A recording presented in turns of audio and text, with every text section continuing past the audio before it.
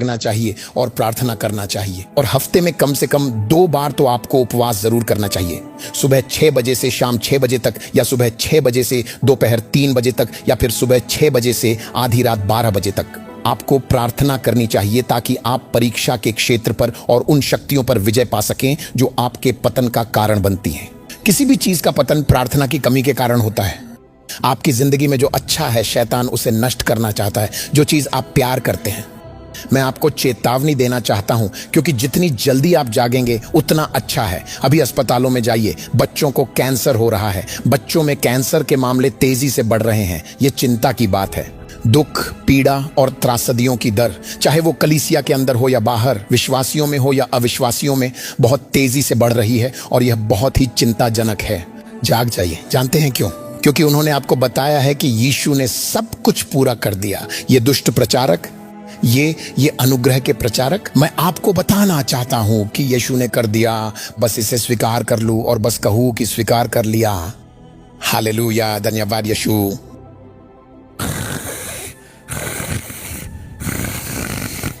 उनमें से कुछ को कैंसर था। वे गए और जड़ी बूटी के तरीके से कुछ चीजें खाने लगे। जितनी जल्दी हम सच्चाई की ओर, हकीकत की ओर जागेंगे उतना ही अच्छा होगा। प्रार्थना के लिए जागृत हो जाओ। अब प्रार्थना एकमात्र रास्ता नहीं है। प्रार्थना सिर्फ शैतान की परीक्षाओं और जालों को कमजोर कर सकती है, लेकिन एक और चीज है वासना, और एक और है अनैतिकता। तो अब गौर कीजिए, ये आत्माएं आत्मिक क्षेत्रों से आती हैं। अगर आप खुद को इनके हवाले कर देते हैं तो बाइबल कहती है कि यदि आप शरीर के अनुसार जीते हैं तो आप मर जाएंगे। अगर आप शरीर के अनुसार जीते हैं तो मृत्यु की आत्मा आप पर काबू पा लेगी। पर यदि आप आत्मा के द्वारा शरीर के कामों को मार डालते हैं तो आप जीवित रहेंगे। इसमें यह नहीं कहा गया कि आप इसलिए जीवित हैं क्योंकि आपका कैंसर ठीक हो गया। एक ऐसा जीवन है जो जब आपके अंदर हावी हो जाता है तो हर बीमारी और डॉक्टर की हर रिपोर्ट बेअसर हो जाती है।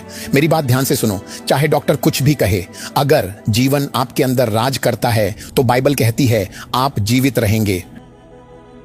बाइबल कहती है आप जीवित रहेंगे।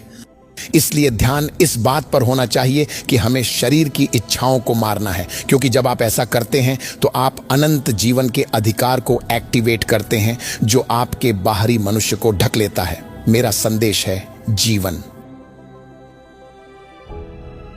मेरे सुसमाचार का संदेश है छुटकारा। हम समस्याओं की जड़ से निपट रहे हैं। मैं अब लक्षणों से निपटना छोड़ चुका हूं।